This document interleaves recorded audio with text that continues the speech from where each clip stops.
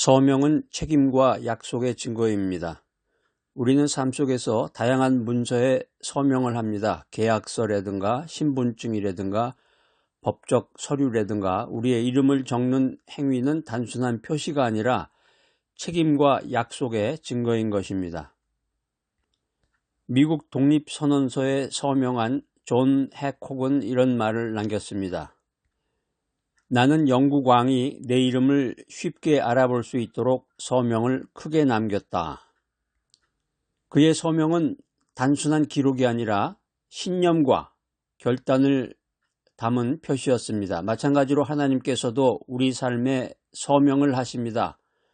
하나님의 서명은 우리와 맺으신 언약의 표시이며 우리를 향한 신실한 약속입니다. 오늘 이 시간 성경 속에서 하나님의 서명을 통해서 우리의 삶을 되돌아보고 어떻게 살아가야 할지를 나누고자 합니다.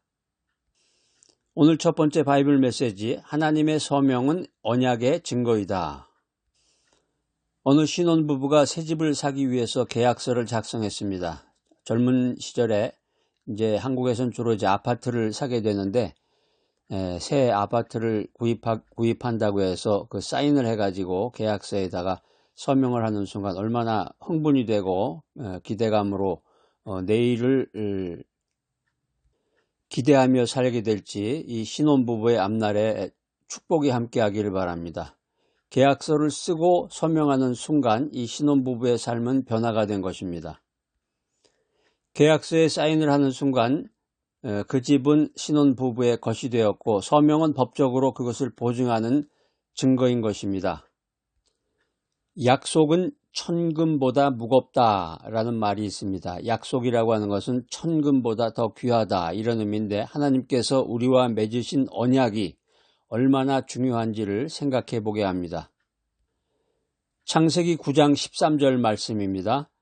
내가 내 무지개를 구름 속에 두었나니 이것이 나와 땅 사이의 언약의 증거니라.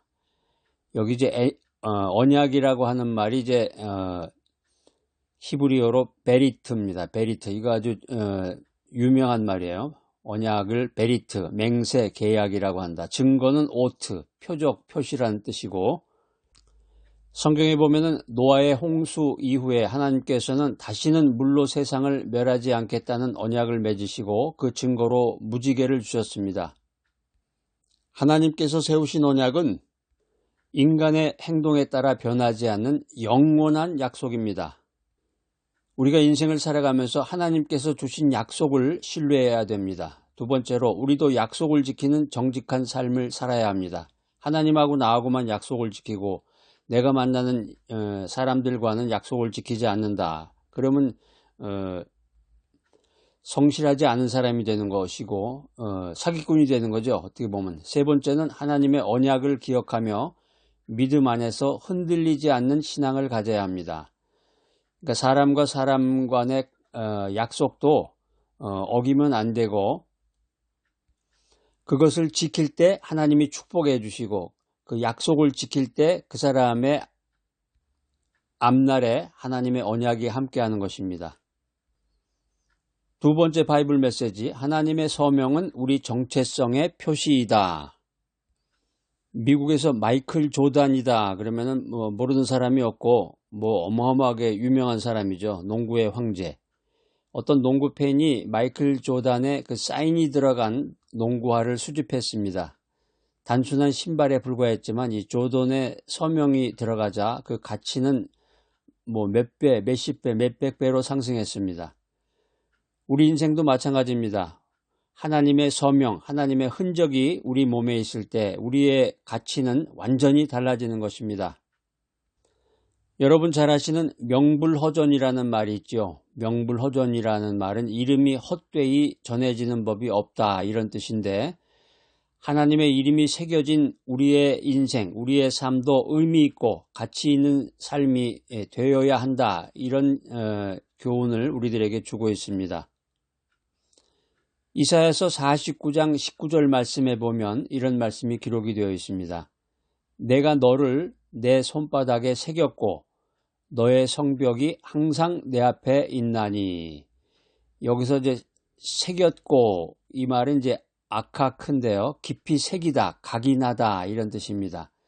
성경에도 이제 분명히 이런 말이 나오네. 손바닥이라는 건 이제 카프인데 손의 중심부에다가 내가 너를 새겼다는 건데 굉장히 문학적인 표현이고 철학적인 의미가 담겨 있습니다. 성경 말씀은 이스라엘이 포로 생활을 하면서 이제 우리가 하나님께 버림받았구나 이렇게 생각을 할 때 주어진 말씀입니다. 하나님은 이스라엘 백성을 잊지 않으시고 손바닥에 새길 만큼 사랑하셨다 이런 교훈을 주고 있습니다. 하나님께서 하나님께서 나의 이름을 손바닥에 새기셨다. 이게 무슨 의미냐? 우리를 절대 잊지 않으신다는 의미입니다. 여러분들은 그런 경험 없으시나요? 손바닥에다가 뭐 이렇게 쓰는 경우도 있었는데 예전에 보면은 급하게 무슨 일을 하거나 뭐 할 때 보면은 손바닥에다 뭐를 이렇게 쓰죠. 그 글씨를 써가지고서 손바닥을 보고서 이제 그거를 기억하는 그런 경우가 있었는데 우리가 인생 살아가면서 어떤 적용을 해야 될 것인가? 첫 번째, 우리의 정체성은 하나님 안에서 확립되어야 한다. 두 번째 적용, 세상의 평가보다 하나님께서 주신 가치를 더 소중히 여겨야 한다. 사람들이 나를 평가합니다. 수근수근하기도 하고 손가락질하기도 하고 그렇지만 내가 진실 안에서 사람들과의 약속을 지키며 성실하게 살아갔을 때 하나님께서 내게 주신 가치를 세상의 평가보다 더 소중히 여기며 살아야 된다는 것입니다. 세 번째 원칙은 하나님께서 새겨놓으신 사랑을 기억하며 감사하는 삶을 살아야 된다. 우리 기독교 신앙, 믿음의 핵심 중에 하나는 감사예요. 항상 감사합니다. 감사에서 이어지면 이제 찬양이죠. 감사하고 찬양하고 헌신하고 봉사하고. 오늘 세 번째 바이블 메시지는 하나님의 서명은 구원의 확증이다. 어떤 아버지가 아들의 학비 대출 보증인이 되었습니다. 예전에 보면은 자기 학교 다니는데 장학금이나 학비를 받는데 보증인이 없어서 학업을 포기하는 그런 학생들도 있었던 기억이 나는데 아들의 학비 대출 보증을 아버지가 서주는 바람에 아들은 어려운 환경 속에서도 공부를 다 마치고 아버지의 서명 덕분에 새로운 인생을 살 수 있었다 이런 이야기입니다. 신실한 자는 끝까지 간다라는 말이 있습니다. 믿음을 준 사람은 끝까지 후회하지 않는다는 의미인데 하나님의 구원의 약속은 변하지 않음을 나타내고 있습니다. 성경 에베소서 1장 13절로 14절 말씀입니다.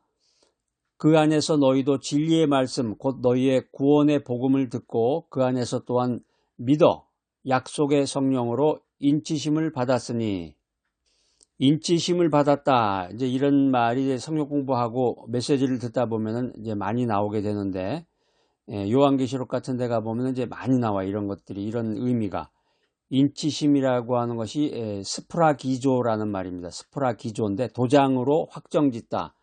도장을 찍는다는 얘기죠. 보증하다.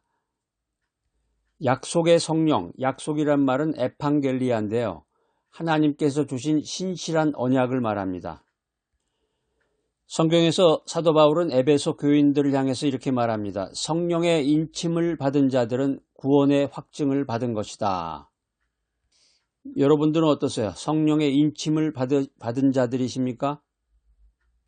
여기서 이제 성령의 인치심이라고 하는 것을 이제 신학적으로 분석해 보면은 하나님께서 나의 구원을 확정하신 서명과 같다는 의미가 있습니다. 자, 오늘 이 귀한 메시지 들으신 여러분들, 구원의 확신을 가지고 흔들리지 않는 믿음을 갖고 성령께서 주시는 확신과 평안을 따라 살며 하나님의 서명이 새겨진 삶처럼 거룩하게 살아가시는 귀하고 복된 여러분 모두가 되시기를 축복합니다. 나를 만드시고 나를 창조하신 하나님 아버지, 우리의 삶 위에 서명하신 하나님을 찬양합니다. 주님의 언약을 신뢰하며 우리의 정체성을 하나님 안에서 찾게 하시고 구원의 확신을 갖고 흔들리지 않는 믿음으로 살아가게 하여 주시옵소서.